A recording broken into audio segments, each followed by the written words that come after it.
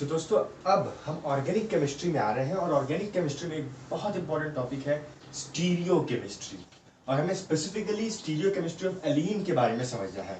तो ये stereo chemistry of एलीन को समझने के पहले हम देखते हैं कि आखिर मॉलिक्यूल में डबल बॉन्ड कैसे डिस्ट्रीब्यूटेड होता है। देखिए,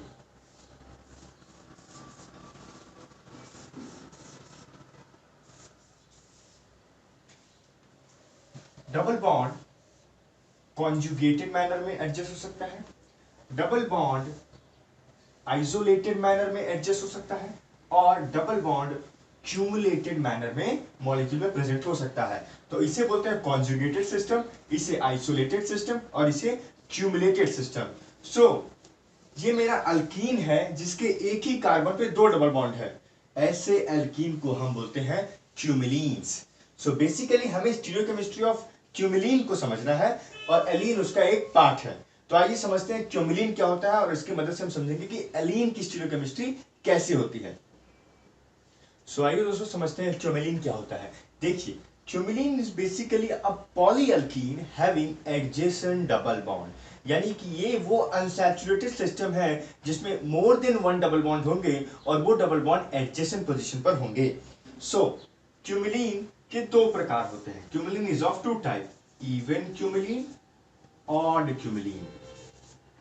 अब ये क्या है? इवन क्यूमिलीन का मतलब जिसमें number of pi bonds are even in number, like 2, 4, 6। और ऑड क्यूमिलीन का मतलब जिसमें number of pi bonds are odd, like 1, 3, 5। जैसे आप मुझे एग्जांपल के तौर पे बताइए, क्या ये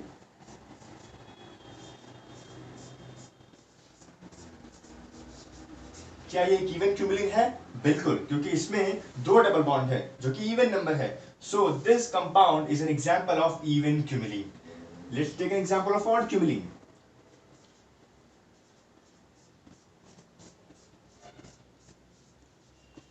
देखिए, इसमें number of double bond 1, 2, 3। So ये एक ऑड क्यूमिलीन का एग्जांपल है। इससे the first member of cumulene is called allene, और जिसकी हमें स्टीरियोकेमिस्ट्री को डिस्कस करना है। तो हमें ऑड के बारे में बिल्कुल भी स्टडी नहीं करनी है, हमें अपना पूरा ध्यान एलीन की स्टीरियोकेमिस्ट्री पे लगाना है। तो आइए समझते हैं आखिर इसकी स्टीरियोकेमिस्ट्री कैसी होती है। सो दोस्तों, स्टीरियोकेमिस्ट्री ऑफ एलीन को समझने के पहले हमें एलीन में बॉन्डिंग कैसी होती है उसे समझना पड़ेगा। तो यदि if we understand the bonding in allene, then we can easily understand what is the stereochemistry of allene. तो चलिए हम बॉन्डिंग को समझने की कोशिश करते हैं। देखिए, CH2 double bond C CH2, जो लास्ट के दो कार्बन है उनका हाइब्रिडाइजेशन है sp2 और जो सेंटर का है वो sp। तो आइए मैं इन तीनों कार्बन को ड्रॉ करने की कोशिश करता हूं। देखिए, ये मेरा है कॉर्नर का कार्बन, ये सेंट्रल कार्बन और ये एक और कॉर्नर कार्बन। मैंने इनका हाइब्रिडाइजेशन तो पहले ही बता दिया है, sp2, sp और sp2।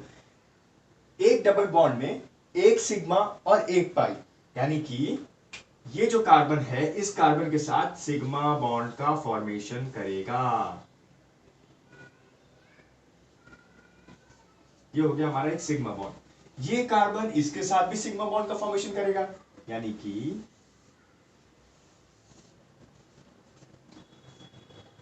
दो सिग्मा बॉन्ड बन चुके हैं, एक यहां के और एक यहां के। कंपाउंड में ओवरऑल 6 सिग्मा बॉन्ड है। एक सिग्मा बॉन्ड यहां का, एक सिग्मा बॉन्ड यहां के और दो हाइड्रोजन यहां पर और दो हाइड्रोजन यहां पर, यानी कि ओवरऑल 6 सिग्मा बॉन्ड है। चलिए पहले पाई बॉन्ड की फॉर्मेशन को एक्सप्लेन कर लेते हैं। मैंने आपको यहां बता दिया सिग्मा बॉन्ड का फॉर्मेशन कैसे हुआ। आप सभी जानते हैं कि head on overlapping of orbital sigma bond बनता है। अब जरा पाई ऑर्बिटल की बॉन्डिंग को समझते हैं। देखिए, पाई ऑर्बिटल में 3 केसेस होते हैं, px, py, pz। तीनों p ऑर्बिटल एक दूसरे के परपेंडिकुलर डायरेक्शन में ओरिएंटेड होते हैं। तो अगर इस कार्बन पर p ऑर्बिटल कुछ इस तरह से है, मान लीजिए अगर ये px है और इस कार्बन के px के साथ ये ओवरलैप करके पाई बॉन्ड का फॉर्मेशन कर रहा है। ये देखिए, इनका ओवरलैपिंग हो रहा है और here we are getting a pi bond. ये px है ठीक है, अब आप मुझे बताइए, इस कार्बन ने अपना px यूज कर लिया है, अब इसके पास इसके साथ पाई बॉन्ड बनाना है, लेकिन अब ये कार्बन के पास जो px है वो इसके साथ ओवरलैप तो नहीं करा सकता, क्योंकि इस कार्बन का px ऑलरेडी यूज हो चुका है।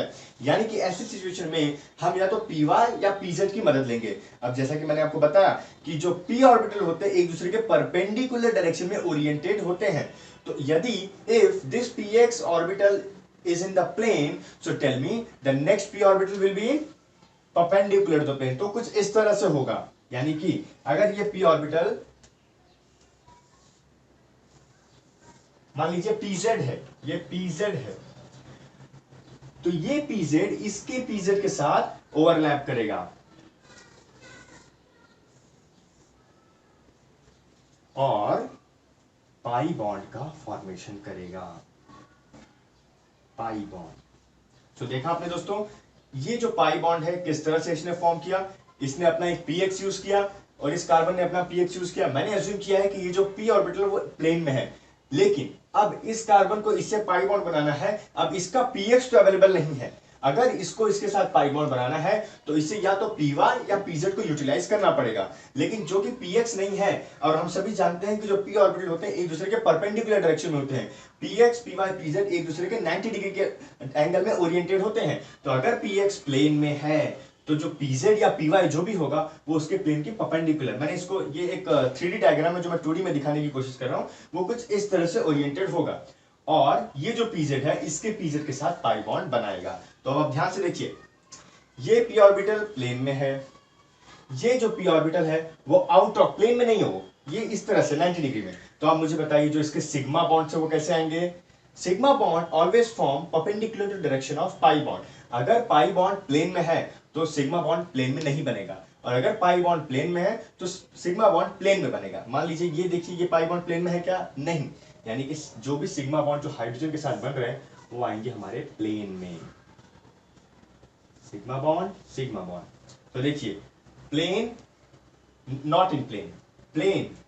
अब जो सिग्मा बॉन्ड बनेंगे वो प्लेन में नहीं रहेंगे, यानी कि मैं इन्हें ऐसे दिखाने की कोशिश कर रहा हूं,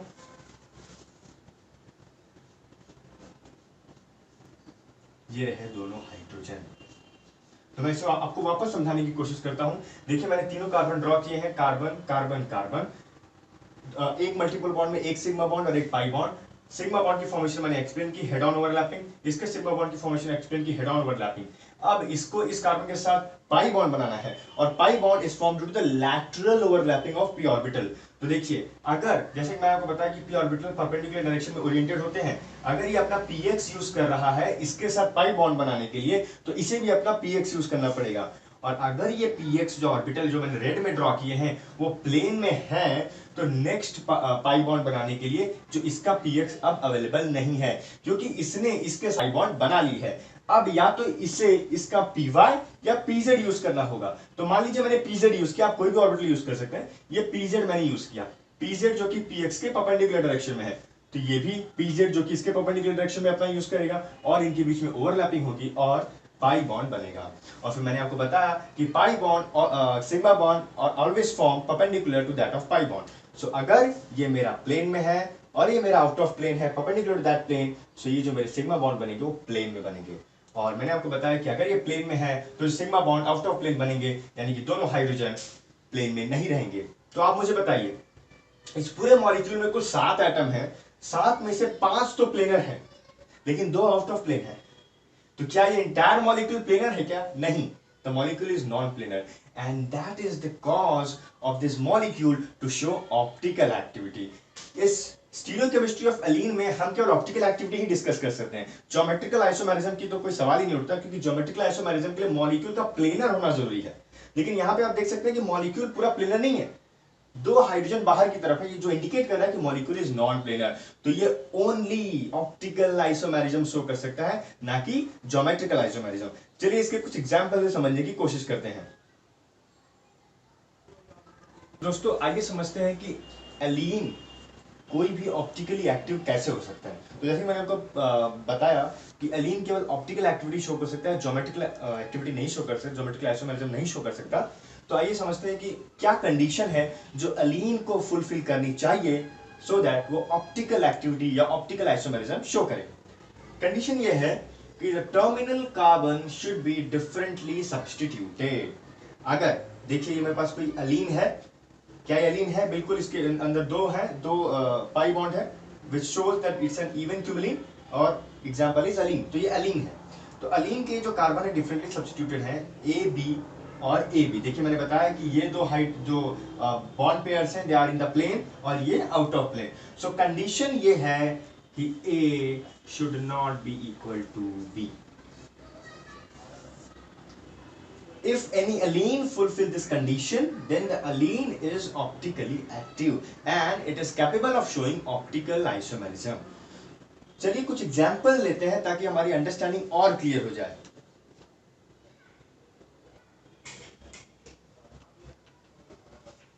सो आइए दोस्तों कुछ एग्जाम्पल से डील करते हैं कि कौन सा अलीन ऑप्टिकली एक्टिव है। तो जैसा कि मैंने आपको कंडीशन बता रखी थी कि terminal carbon should be differently substituted. अभी पहले एग्जाम्पल की तरफ देखते हैं। ये कार्बन दो हाइड्रोजन से अटैच्ड है और एक मिथाइल और एक हाइड्रोजन से अटैच्ड है। कंडीशन इसको सेटिस्फाई करनी चाहिए थी कि ये जो टर्मिनल वैलेंसी है इसको डिफरेंट सब्स्टिट्यूशन होना चाहिए, बट इस केस में दोनों हाइड्रोजन है। तो क्या ये मॉलिक्यूल ऑप्टिकली एक्टिव है? नहीं, दिस इज ऑप्टिकली इनएक्टिव। ये ऑप्टिकल आइसोमेरिज्म शो नहीं करेगा। दूसरे मॉलिक्यूल की बात करते हैं। इस कार्बन पर CH3H, ओके, सेटिस्फाइज। इस कार्बन पर H और CH3, क्या ये ऑप्टिकल एक्टिविटी की कंडीशन को सेटिस्फाई कर रहा है? कंडीशन ये है कि the terminal carbon should be differently substituted. ये H है, CH3 है, डिफरेंट है। ये CH3 और H है, डिफरेंट है। Yes, this can show optical activity. इसकी बात करते हैं। ये कार्बन एक मिथाइल से और एक इथाइल, और इस कार्बन पर एक इथाइल और एक मिथाइल, तो दोनों डिफरेंट सब्स्टिट्यूशन है। ये भी ऑप्टिकल एक्टिविटी शो करेगा। दोस्तों आपको इस बात का ध्यान रखना है कि आपको इस कार्बन को इससे रिलेट नहीं करना है कि यहां भी मिथाइल है, यहां भी मिथाइल है, शायद ऑप्टिकल एक्टिविटी शो नहीं करेगा। नहीं, आपको टर्मिनल कार्बन पर देखना है कि टर्मिनल कार्बन पर अगर डिफरेंट ग्रुप है तो आपकी कंडीशन सेटिस्फाई। दोस्तों जैसे कि मैंने आपको अभी अलीन के बारे में बताया, मैंने वीडियो के स्टार्टिंग में आपको क्यूमुलिन के बारे में बताया कि ऑड होता है, इवन होता है। Even can show optical isomerism, ये ज्योमेट्रिकल आइसोमेरिज्म शो नहीं करता क्योंकि even cumulene non planar system होता है, लेकिन ऑड क्यूमुलिन एक प्लेनर सिस्टम होता है और odd cumulene geometrical isomerism show करता है। ये सिर्फ मैं आपको इंट्रोडक्शन दे रहा हूं क्योंकि जैम में ऑड क्यूमुलिन या फिर ज्योमेट्रिकल आइसोमेरिज्म से कोई रिलेटेड क्वेश्चन नहीं आते और वो सिलेबस में नहीं है। तो आप इस बात को ध्यान में रखिए कि odd cumulene shows geometrical isomerism provided it satisfies some condition, and even cumulene shows optical isomerism. So दोस्तों इस वीडियो में मैंने आपको समझाने की कोशिश की कि स्टीरियोकेमिस्ट्री ऑफ अलीन के बारे में, मैंने आपको बॉन्ड के नेचर के बारे में समझाया, मैंने अलीन क्यूमुलिन के बारे में बताया और मैंने आपको बॉन्डिंग समझाई, स्टीरियोकेमिस्ट्री ऑफ अलीन बताई। सो अगर आपको वीडियो पसंद आया तो लाइक कीजिए, शेयर कीजिए और हमारे चैनल को सब्सक्राइब जरूर कीजिए।